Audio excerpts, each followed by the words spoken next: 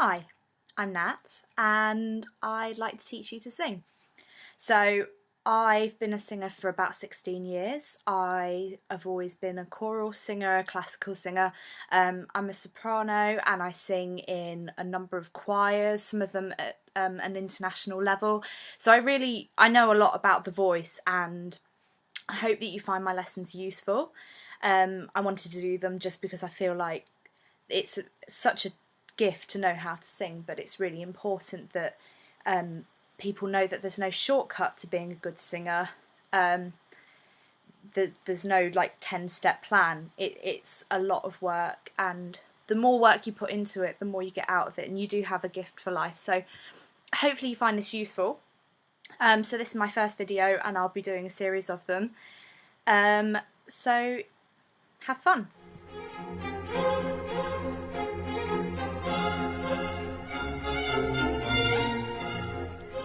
So my first lesson is going to be on breathing.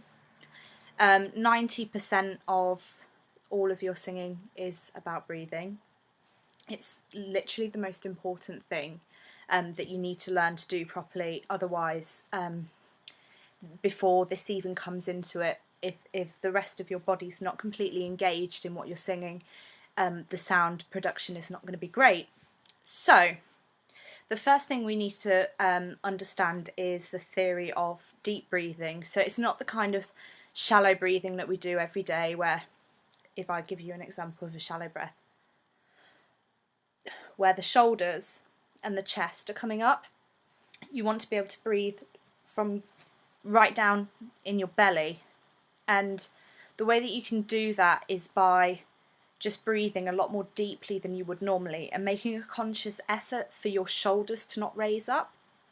So as you take a breath, you'll just feel your diaphragm dropping, and what will happen is your tummy will expand, which is normal, and you'll take a breath deep down, which will give you the power that you need to produce the kind of sound that you're looking to project. So if you just take a breath out until you've got absolutely nothing left, when you're breathing out, you'll feel a moment when your diaphragm just drops, and it's almost like a kick down in your belly. And then at that moment, just naturally breathe in. So if you go, if you notice, I breathe from down in my belly and my shoulders weren't raising. If I didn't do that, let's say like a preparatory exhalation, if I didn't do that, then I wouldn't get that feeling of complete emptiness and the breath coming down lower than it normally would, and I would end up doing which restricts all of this, all of your larynx gets squashed. I mean, this is your instrument, so your posture and your breathing need to be in place, which leads me on to posture as well.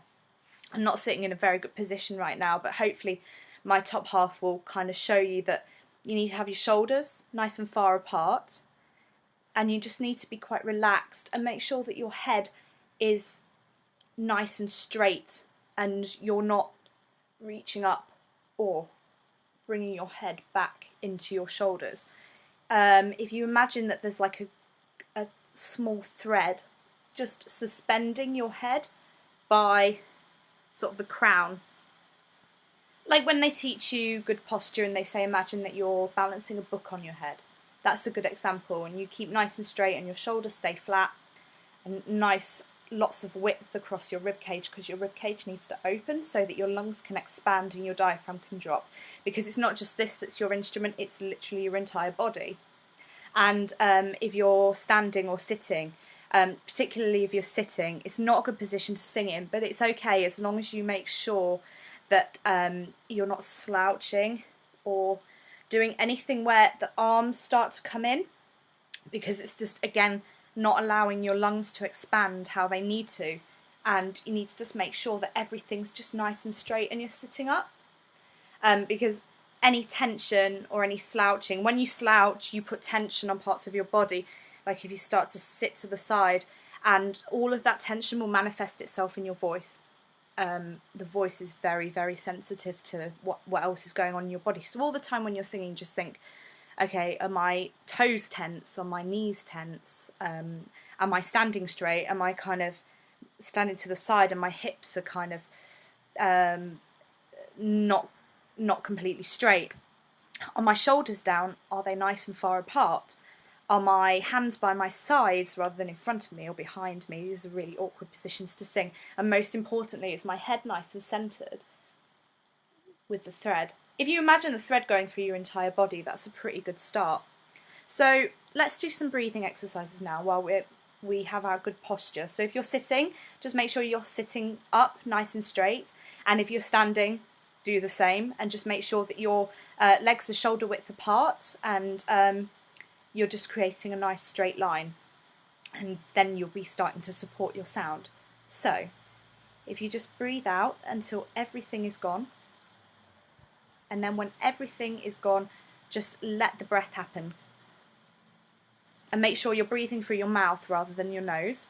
And just keep doing that while I'm talking, and I'll keep explaining that you need to just make sure you feel that drop, which I will refer to as your diaphragm just going splat. And once you feel that splat, you can take that breath in. And once you start to learn how that feels, that's when you can start to consciously introduce that to your singing. And it will turn even the most weak sounding like tone of voice, it will make it just rounder and bigger and a much better sound really easily, just by making sure that your breath is there.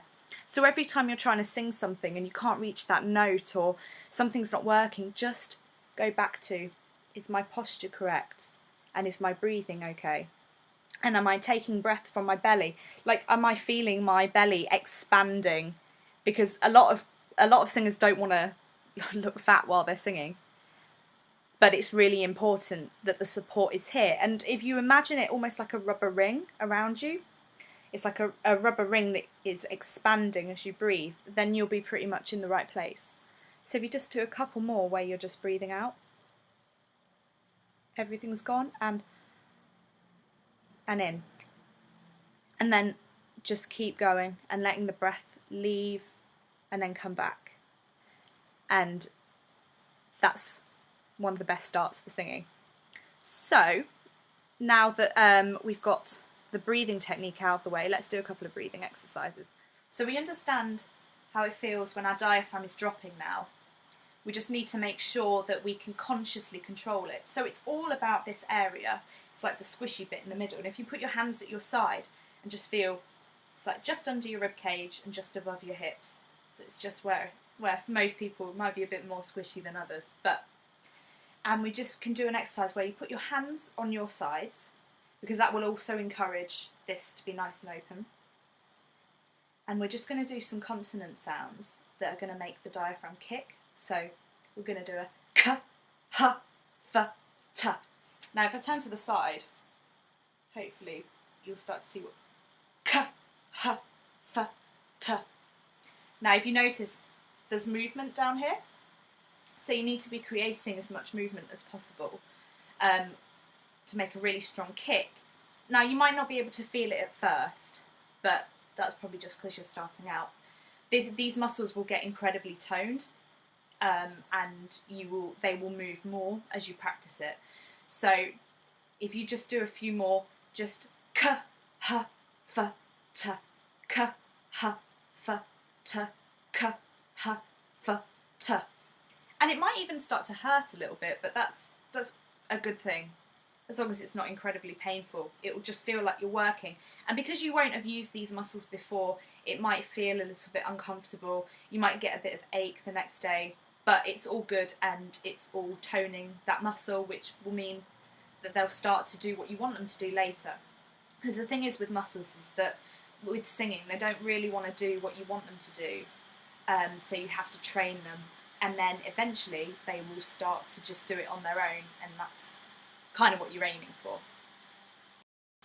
So let's do another breathing exercise. Just to practice our control of airflow, because that's another really, really important thing when you're singing.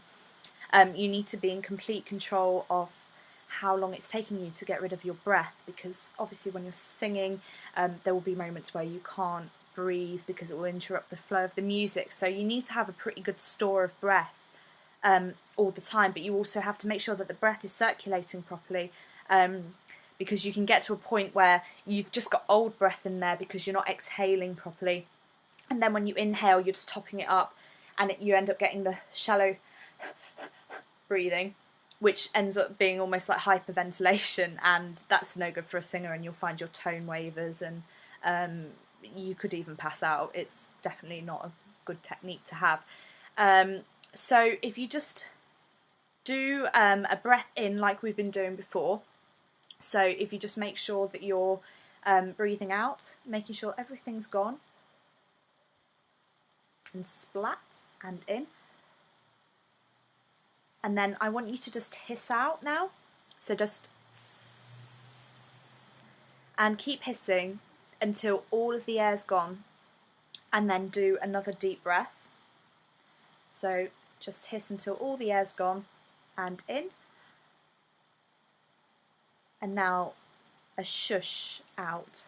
Shh. And just let the air just all disappear, and just wait until it's completely empty, and then do another breathe in,